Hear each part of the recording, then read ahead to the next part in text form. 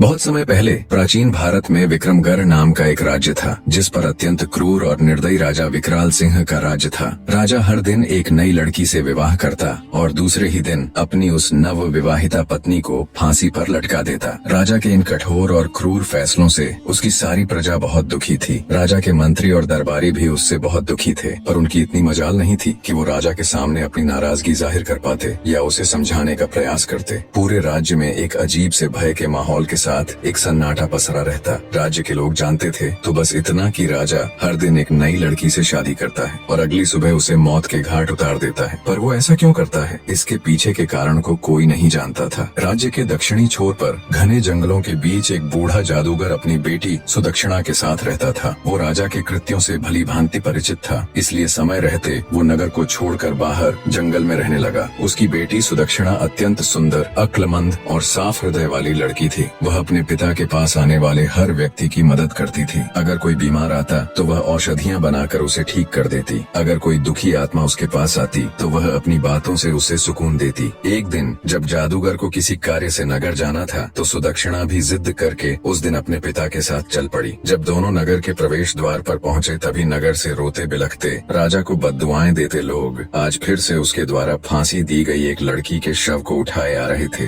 बूढ़े जादूगर ने उनको देखा तो उसको सारा माजरा समझते देर न लगी। उसने तुरंत अपनी बेटी को वहाँ से चलने के लिए कहा, पर सुदक्षिणा ने जब उन रोते बिलखते लोगों को देखा तो उसका हृदय द्रवित हो उठा। वो बोली, नहीं पिताजी, पहले मुझे ये जानना है कि ये लोग क्यों इतने दुखी हैं और क्यों ये राजा को भला बुरा कह रहे हैं। जादूगर के बहुत समझाने पर भी वो वहाँ से नहीं गई। कुछ लोगों से जब उसने इसका कारण पूछा तो लोगों ने उसे एक बार के लिए अजीब निगाह से देखा और बोले, क्या तुम्हें कुछ नहीं पता? सुदक्षिणा के मना करने पर उन लोगों ने अपनी पूरी पीड़ा भरी दास्तान उसके सामने कह सुनाई। सारी बात सुन सुदक्षिणा एकदम सन्न रह गई। कुछ देर बाद वो अपने होश संभाल अपने पिता से बोली, पिताजी, मैं राजा के साथ विवाह करना चाहती हूँ। बेटी के मुख से ये बात सुन जादूगर सकते में आ गया और बोला, बेटी, क्या तुम पागल हो गई हो जो ऐसी बात कह रही हो? तुमने अभी सुना ना कि राजा दूसरे ही दिन अपनी पत्नी की हत्या करवा देता है। सुदक्षिणा बोली, पिताजी, मुझे अच्छे से पता है मैं क्या कह रही हूँ। आप तो बस मुझे राजा के पास जाने की इजाजत दीजिए। अगर मैं अपनी बुद्धि, करुणा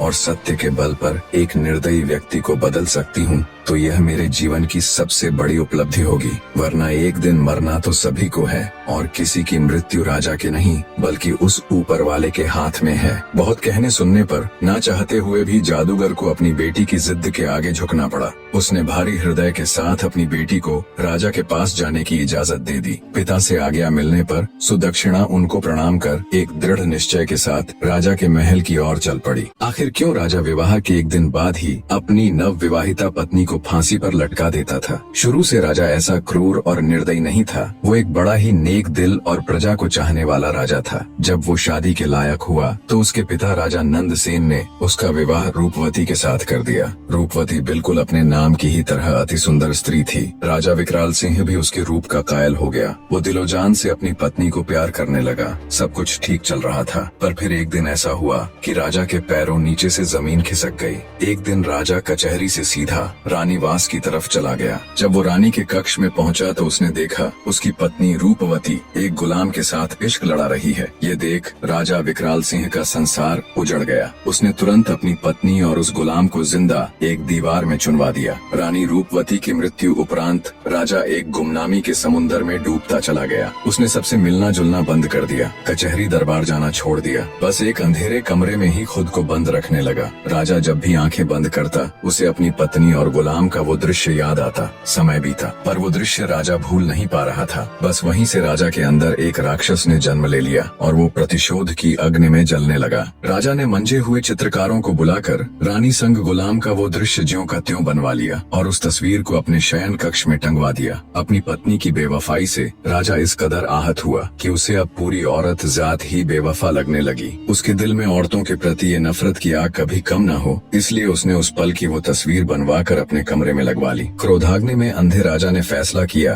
कि वो हर दिन एक नई स्त्री से विवाह करेगा और अगले दिन उसको मौत के घाट उतरवा देगा। शुरू में राजा के इस दर्दनाक फैसले को लेकर मंत्रियों ने उसे बहुत समझाया, पर राजा ने किसी की नहीं सुनी। तब से लेकर अब तक राजा निर्दयता और क्रूरता से भरा जीवन जी रहा था। इधर जादूगर की लड़की सुदक्षिणा भी राजा के महल पहुंच गई। उसने महल के पहरेदारों से कहा कि उसे राजा से मिलना है, वो उनकी पत्नी बनना चाहती है। ये सुन पहरेदारों ने उसे अजीब निगाह से घूरा और चुपचाप उसका संदेश राजा तक पहुंचा दिया। राजा भी चक्कर में पड़ गया कि ऐसी कौन पागल लड़की है जो खुद मृत्यु को गले लगाना चाहती है। उसने सेवकों को उसे तुरंत उसके पास लाने का आदेश दिया। सिपाहियों के साथ आती सुदक्षिणा को राजा ने देखा तो वो उसे देखता ही रह गया। उसने आज तक इतनी मासूम और सुंदर स्त्री नहीं देखी थी। उसको देख राजा के चेहरे पर खुशी की मुस्कान आ गई, पर जल्दी ही वो फिर से मायूस हो गया। राजा ने सुदक्षिणा से पूछा, ए लड़की, क्या सोचकर तुम यहाँ आई हो? क्या तुम्हें पता नहीं कि मुझसे शादी करने का मतलब मौत को गले लगाना है? सुदक्षिणा दृढ़ निश्चय के साथ राजा की आंखों में देखती हुई बोली, हे राजा, मुझे आपके बारे में सब मालूम है। सब कुछ जानकर ही आपसे शादी करने का फैसला किया है। राजा विकराल हैरान होते हुए बोला, ठीक है, अगर तुम सब जानती हो और तुम्हारा यही फैसला है तो मुझे कोई एतराज नहीं। शादी की तैयारी करो, हम कल ही तुमसे विवाह करेंगे। राजा और जादूगर की लड़की का विवाह हो जाता है। जादूगर की लड़की सुदक्षिणा एक रानी और राजा की पत्नी बन जाती है। रात में सुदक्षिणा 16 श्रृंगार कर सुहाग सेज पर बैठकर राजा का इंतजार करती हैं। जब राजा विकराल सिंह अपने कमरे में आया और दुल्हन के रूप में सजी हुई जादूगर की लड़की को देखा तो वो उसकी खूबसूरती का कायल हो जाता है। पर तभी उसका ध्यान दीवार पर लगी उसकी पत्नी की तस्वीर की तरफ चला गया। उसको देखते ही राजा गुस्से में तमतमा गया। उसकी सभी यादें ताजा हो गईं। राजा को औरतों की बेवफाई याद आ जाती है, पर राजा के दिल के एक कोने में सुदक्षिणा के साहस, उसकी सादगी और रूप को देखते हुए उसके लिए एक अलग ही जगह या कहे इज्जत बन गई थी। राजा ने गुस्से से सुदक्षिणा से कहा, तुमने यह बेवकूफी वाली हरकत क्यों की? ये जानते हुए भी कि कल सुबह तुम्हें हम कत्ल करवा देंगे। नव विवाहिता रानी बड़े ही शिष्टाचार और आदर के साथ बोली, मेरे स्वामी, ये फैसला तो उस ऊपर वाले ने किया है और उसका फैसला मुझे हर हाल में मंजूर है। राजा बोला, सुबह तुम्हारे साथ क्या होगा ये जानते हुए भी? रानी सुदक्षिणा बोली, महाराज, मैं अच्छी तरह जानती हूँ कि सुबह होते ही आप मुझे मरवा देंगे, लेकिन उससे पहले मेरे पास आज की पूरी रात है और मोहब्बत की खुशी को लंबाई से नहीं नापा जाता बल्कि उसकी गहराई देखी जाती है। राजा बोला, तुम्हारी इन दिल फरेब बातों का मेरे ऊपर कोई असर नहीं पड़ने वाला। रानी सुदक्षिणा बड़े स्नेह और मर्यादा के साथ बोली, हे स्वामी, मैं एक रात के लिए ही सही पर आपकी पत्नी तो हूँ, इस नाते इस रात पर मेरा पूरा हक है। सुबह जो आपको करना है आप कर लीजिए। बोली, महाराज, पर अभी के लिए अपने इस गुस्से को त्याग दीजिए और थोड़े शांत हो जाएं। रानी सुदक्षिणा की बात सुन राजा का क्रोध ठंडा पड़ जाता है और वो आराम से कमरे में रखी एक कुर्सी पर बैठ जाता है। रानी सुदक्षिणा बोली, महाराज, आज की रात आपका दिल बहलाने के लिए मैं आपको क्या सुनाऊं? कोई किस्सा सुनाऊं, कोई शेर और शायरी सुनाऊं या फिर कोई गाना सुनाऊं? राजा बोला, तुम मेरी एक रात की पत्नी हो और इस रात पर तुम्हारा पूरा हक है। चलो तुम कोई किस्सा सुना दो। रानी बड़े अदब से राजा को जी महाराज के एक किस्सा सुनाना शुरू कर देती है। एक व्यापारी था, उसकी बीवी, एक जवान बेटी और 2 छोटे बेटे थे। बेटी जवान होने के कारण व्यापारी को दिन रात उसके विवाह की चिंता खाई जाती। वो पैसे जोड़कर धूमधाम से अपनी बेटी का विवाह करना चाहता था। एक बार उसे व्यापार के लिए परदेश जाना था। सफर लंबा था। वह अपने घर वालों से कुछ दिन में आने की कह चला जाता है। जाते हुए उसकी बेटी उसे खजूर देती है और कहती है, बाबा, सफर लंबा है, भूख लगे तो रास्ते में खा लेना। बेटी के दिए खजूर को लेकर व्यापारी परदेश के लिए निकल पड़ता है। लंबा रास्ता और तेज धूप के कारण वो चलते चलते थक जाता है। तभी उसे रास्ते में एक कुआं नजर आता है। सोचा क्यों न थोड़ी देर यहीं सुस्ता लूं, आराम से बैठकर खजूर खा लूंगा और शीतल जल ग्रहण कर लूंगा, फिर आराम से परदेश के लिए निकलूंगा। इसी सोच के साथ वो कुएं के किनारे बैठकर आराम से खजूर खाने लग जाता है। खजूर खाते खाते उसके हाथ से एक खजूर कुएं में गिर जाता है। खजूर जैसे ही पानी में गिरता है, कुएं का बिल्कुल साफ और निर्मल पानी एकदम से खून में बदल जाता है और तभी कुएं के अंदर से गुस्से से भरा एक दैत्य निकल कर आता है। राक्षस की आंखें लाल थीं और उसके हाथों में धार धार तलवार थी। ये सब देख व्यापारी की सिट्टी पिट्टी गुम हो जाती है। मारे भय के वो थर थर कांपने लगता है। दैत्य गुस्से से उस व्यापारी से कहता है, मैं तुम्हें छोड़ूंगा नहीं, अपनी तलवार से तुम्हारे टुकड़े टुकड़े कर दूंगा। व्यापारी पहले ही डरा हुआ था। ये बात सुन वो भय से कांपने लग जाता है और कहता है, हे दैत्य, मैंने तुम्हारा क्या बिगाड़ा है? तुम मुझे क्यों मारना चाहते हो? दैत्य बोला, ए आदमजात, तुमने जो खजूर कुएं में फेंका वो मेरे मासूम बच्चे की हलक में जाकर फंस गया, जिससे उसकी मृत्यु हो गई। व्यापारी बोला, माफ करे दैत्यराज, मुझे आपका बेटा कहीं नजर नहीं आया और वो खजूर मुझसे गलती से कुएं में गिर गया। दानव गुस्से से बोला, हम राक्षस तुम आदमियों को नजर नहीं आते, तुम्हें खजूर खाते हुए एहतियात बरतनी चाहिए थी। अब तुम्हारी मृत्यु निश्चित है, नादानी में हो या जानबूझकर, गुनाह तो गुनाह होता है। अब मैं तुम्हारे टुकड़े कर अपने बेटे की मृत्यु का बदला लूंगा, खून के बदले खून, यही इंसाफ है। आखिर व्यापारी बेचारा मजबूर होकर बोला, हे राक्षस राज, अगर मुझे मारने से तेरा बदला पूरा हो जाएगा तो मुझे मंजूर है, पर मेरी एक शर्त है। राक्षस बोला, कैसी शर्त? व्यापारी भारी हृदय के साथ बोला, मेरे ऊपर अभी बहुत सी जिम्मेदारियां हैं। मैंने लोगों से कर्ज ले रखा है, वो कर्ज अदा करना है और अपनी जवान बेटी की शादी करनी है। एक बार ये जिम्मेदारियां पूरी कर दूं, उसके बाद मैं खुद तुम्हारे पास आ जाऊंगा, फिर तुम बेशक अपना बदला पूरा कर लेना। ये सुन राक्षस सोच में पड़ जाता है। इतनी कहानी कहते कहते सवेरा हो जाता है और रानी किस्सा सुनाना बंद कर देती है। राजा बोला, तुम चुप क्यों हो गई? मुझे बताओ कि राक्षस ने व्यापारी को मार दिया या फिर उसे उसके कहे अनुसार कुछ समय की मोहलत दे दी। रानी बोली, महाराज, रात खत्म तो बात खत्म, अब सुबह हो चुकी है और मेरे मरने का वक्त आ गया है। राजा बोला, लेकिन मुझे कम से कम इतना तो बता दो कि राक्षस ने उसे मारा या छोड़ दिया। रानी बोली, हे राजा, कहानी बहुत लंबी है, पूरी बताने के लिए वक्त की जरूरत है और अब वक्त खत्म हो चुका है। ये सुन राजा सोच में पड़ जाता है। कुछ सोचकर राजा जब अपनी नव विवाहिता रानी से कहता है, तुम चिंता मत करो, हम वक्त को रोक देंगे, हम तुम्हें एक दिन की जिंदगी और प्रदान करते हैं, अब तुम किस्सा सुनाओ। तब रानी बोली, नहीं मेरे सरताज, किस्से तो रातों को सुनाए जाते हैं, सुबह का वक्त हो चला है, आप अपने राजसी कार्य कीजिए, आगे का किस्सा तो मैं रात को ही सुनाऊंगी। ये सुन राजा सोचता है, कितनी ही लड़कियां मेरे पास आई और मौत के घाट उतार दी गई, सबके चेहरे पर मौत का भय साफ नजर आता था, पर इसके चेहरे पर तो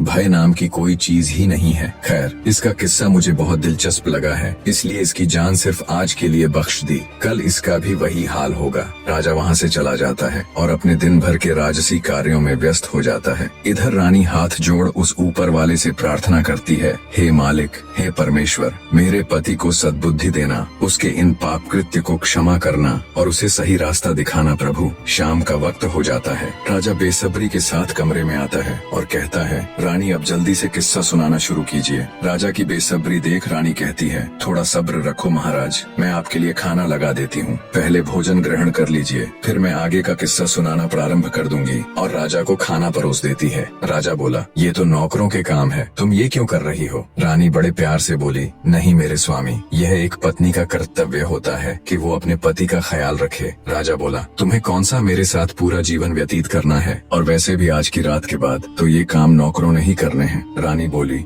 हे स्वामी, आज की रात ही सही, पर आपकी सेवा करने का मौका तो मिला, मरते समय सुकून से मर सकूंगी, जितना भी समय मिला अपने पति की सेवा तो की। ये सुनकर राजा के दिल को बहुत सुकून मिला, लेकिन तभी उसको अपनी बीवी की बेवफाई याद आ गई। राजा गुस्से से बोला, ये फालतू की बातें मुझसे न करो और जल्दी से किस्सा सुनाना शुरू करो। राजा की बात सुन रानी किस्सा सुनाना शुरू कर देती है। व्यापारी की बात सुन थोड़ी देर विचार कर दैत्य बोला, अगर मैं तुम्हें कुछ समय की मोहलत दे दूं तो क्या गारंटी है कि तुम वापस आओगे? व्यापारी बोला, हे राक्षस राज, उस ऊपर वाले की कसम खाकर कहता हूँ कि मैं अपने कामों को अंजाम देकर यहाँ जरूर आऊंगा और खुद को तुम्हारे हवाले कर दूंगा, मेरा विश्वास करो। दैत्य बोला, ठीक है, मैं तुम्हें 40 दिन की मोहलत देता हूँ। व्यापारी दैत्य का शुक्रिया करते हुए अपने घर की तरफ चल देता है। कुछ दिन के सफर के बाद वो अपने घर पहुँच जाता है। व्यापारी को घर आया देख उसके बीवी बच्चे खुश हो जाते हैं। उसकी पत्नी कहती है, स्वामी, आप थक गए होंगे, हाथ मुंह धो ले, मैं अभी आपके लिए खाना लगाती हूँ। इस बार पता नहीं क्यों मेरा दिल बहुत घबरा रहा था, शुक्र है उस ऊपर वाले का, आप सही सलामत घर आ गए। बीवी के मुख से ये बातें सुन अंदर ही अंदर व्यापारी का हृदय पीड़ा से तड़प उठा। सोचा, जब हमेशा के लिए जाऊंगा तो मेरे बीवी बच्चों का क्या होगा। व्यापारी ने कागज के अंदर अपनी जिंदगी के बचे हुए दिन लिखे होते हैं। धीरे धीरे समय निकलता जा रहा था और व्यापारी के जिंदगी के दिन भी।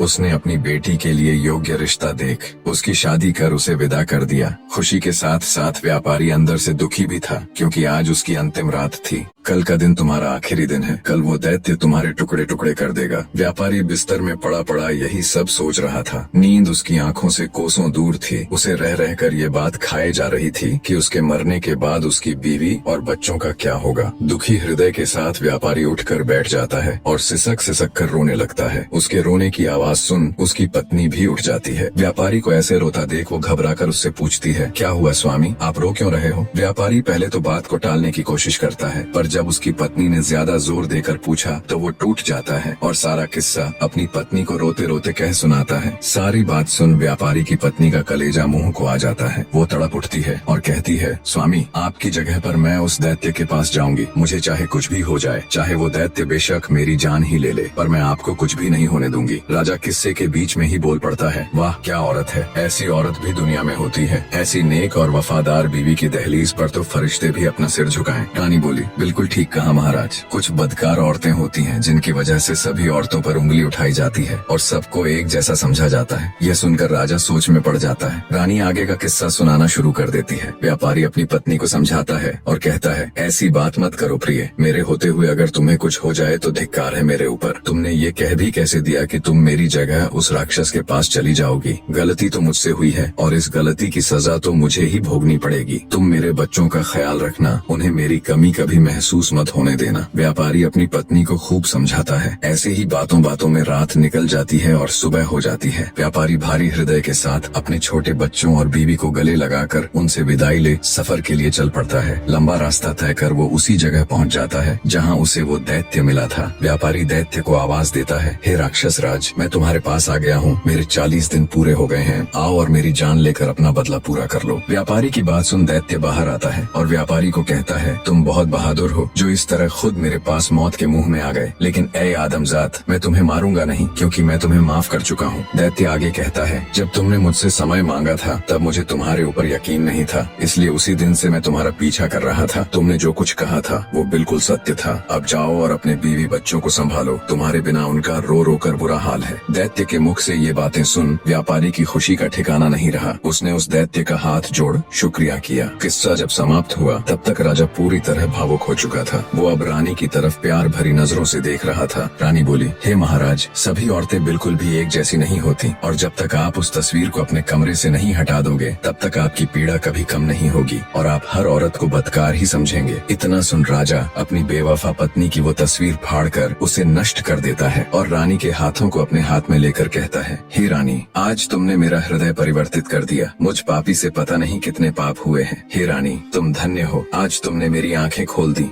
रानी बोली, हे महाराज, आप मुझे मारना चाहे तो बेशक मार दे, लेकिन मेरी एक शर्त है कि आप मुझे सिपाहियों के हाथों से नहीं बल्कि खुद अपने हाथों से मारें। मुझे यह बिल्कुल भी गवारा नहीं कि मुझे कोई सिपाही हाथ लगाए। आपके हाथों से मरूंगी तो मेरी रूह को सुकून मिलेगा। राजा बोला, नहीं मेरी रानी, मैं तुम्हें कुछ नहीं करूंगा। मेरा खोखला भ्रम तोड़कर एक जिल्लत भरी जिंदगी से बाहर निकालने वाली देवी हो तुम। हे मेरी प्रिय, मैं हमेशा तुम्हें अपनी पलकों पर बिठा कर रखूंगा। जो और जितना पाप मैंने किया है शायद उसके लिए वो ऊपर वाला मुझे कदापि माफ न करे, पर बची हुई जिंदगी में मैं सिर्फ खुशियाँ बांटना चाहता हूँ अपनी प्रजा और तुम्हारे साथ। उधर जब जादूगर को ये बात पता चली कि उसकी बेटी बिल्कुल सही सलामत ही नहीं बल्कि राजा की आंख खोलने वाली उसकी चहेती रानी बन गई है और राजा अब एक नेक इंसान बन गया है, तो उसकी भी खुशी का कोई ठिकाना नहीं रहा। राजा विकराल सिंह रानी सुदक्षिणा के साथ एक हंसी खुशी जीवन व्यतीत करता है। निष्कर्ष, व्यापारी ने अपनी गलती की सजा स्वीकार की,